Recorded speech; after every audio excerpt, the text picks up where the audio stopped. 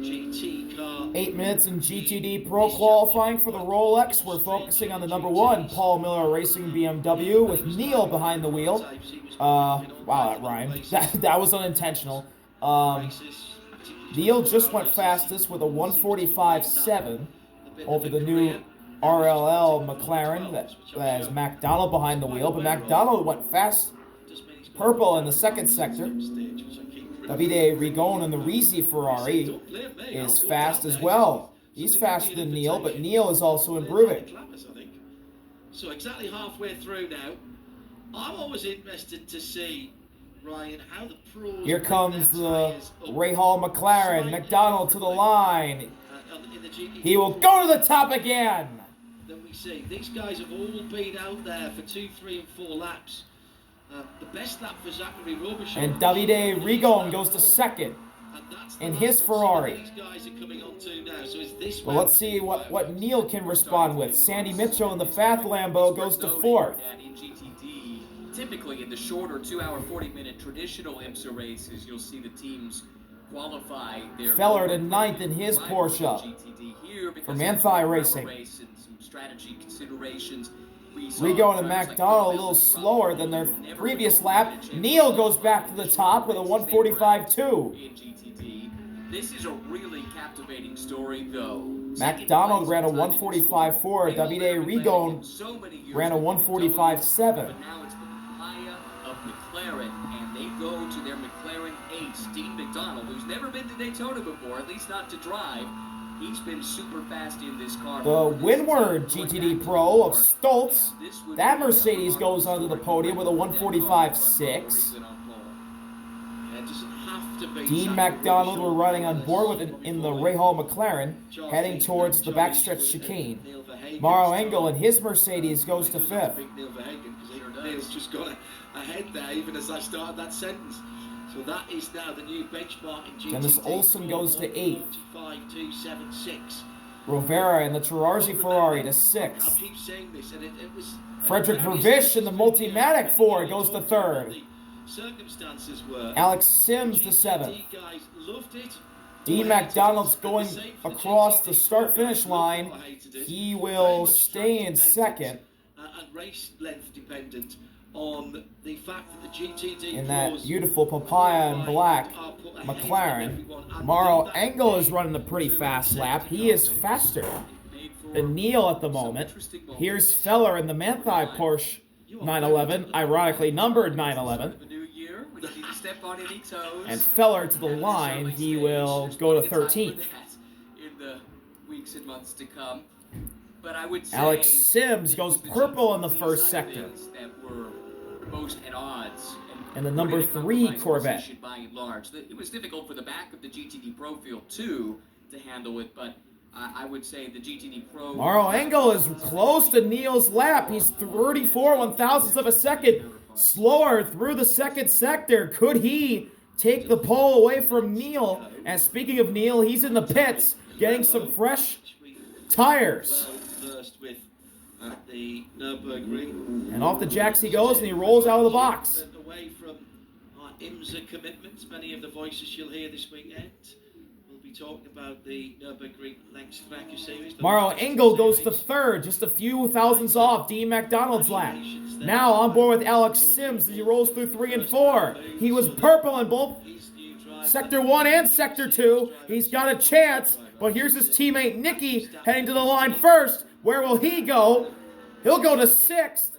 Alex Sims on board. Here he goes across the line. He goes to the top of the board. A 1:45.106. Alex Sims to the top. Nearly 2/10 ahead of Neil. Speaking of Neil, he just came out of the pits as Alex Sims goes by. Sitting on their laurels, they came in and did a tire change just a moment ago with Neil Verhagen, who had the quickest time. And Alex Sims is a little bit slower than his previous lap, 43 1/1000ths of a second to be exact. Well, that's a good point actually, because Alexander Sims had been down through the pit lane as well. So I wonder if they just scrubbed or roaded, as our Aussie colleague Sims said. heading out of the infield section, heading onto the banking. There he goes. Onto the banking with 3 minutes to go. Here's the windward Mercedes of Stolz. He's currently 9th with a 1:45.6, half a second behind. Racing now, their number 48 GTD Pro entry. They actually are carrying a bronze in their driver lineup. You can do that. They'll end up but 9th. The regulation changed from last year. It used to be, if you were a bronze driver and you ran in GTD Pro, you had a shorter minimum drive time to fulfill than if you were in regular GTD. That's gone now. You have to apply to run in Pro if you are a bronze and get approval. And then the minimum drive time for a bronze driver is the same regardless of which category. A Corvette and a Ferrari heading to the line. Frederick Vervish is one of them. He's the Ford. He crosses the line. We'll go on board with him. He stays 6th.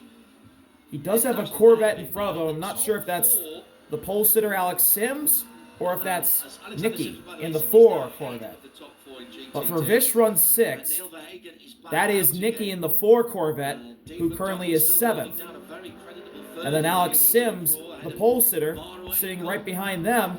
And the other Ford of Dennis Olsen just ahead of them. As Nicky gets out of the way of Vervish. We're getting close to the end. 90 seconds remaining in Rolex 24 qualifying. For the 75 team, he's got it. Alex Sims on pole. He's going to get a tow from his teammate, Nicky. As Mauro Engel is 0.3 of a second. Make that 0.7 of a second through the first 2 sectors. Nick Tandy's close. He's a 1/10.5 back on Alex Sims. Thanks to the Blue Oval for the support of the. There's Dennis Olsen. Looks like he has backed off with under a minute to go. And he's going to give way to the Corvettes as one of the Corvettes pulls behind him and gets a draft. And it looks like Dennis Olsen's going to get in front of Frederick Vervish and try and give Vervish a tow around the whole track. Left-hand indicator on to tell people he was staying down low so that they could go around them on their fast lap. Now the 4 Corvette is slow. Nicky, I think, is going to pull into the pits. He's currently 8th. And Nicky will pit. So that's it for Nicky Katzberg. Here's Nick Tandy. And Nick's going to head to the pits. No, he faked it. Looked like he was thinking about taking it to the pit lane just a second. He'll go across the line. There is time for one more push lap. And he'll stay in last of the GTD Pros. It looks like he overdrove turn 1. We've hit the end of the qualifying. This is the final lap. 0 seconds left. Checkered flag is out. So the Evo version of the 992 GT3R and Nick Tandy back behind the wheel of a GT car where he made his name, made his reputation. Still runs a Carrera Cup GP team, honouring the name of his late brother, Joe Tandy JTR, Joe Tandy Racing. Alex Sims for Corvette, for Pratt Miller. They have the pole at the moment.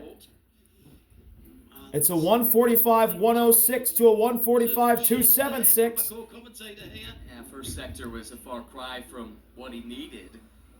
Look at that, both Porsches, in fact, in the class, 14th and 15th. And it looks like that's it. Alex Sims, Pratt Miller, and Corvette are on pole for this year's Rolex 24.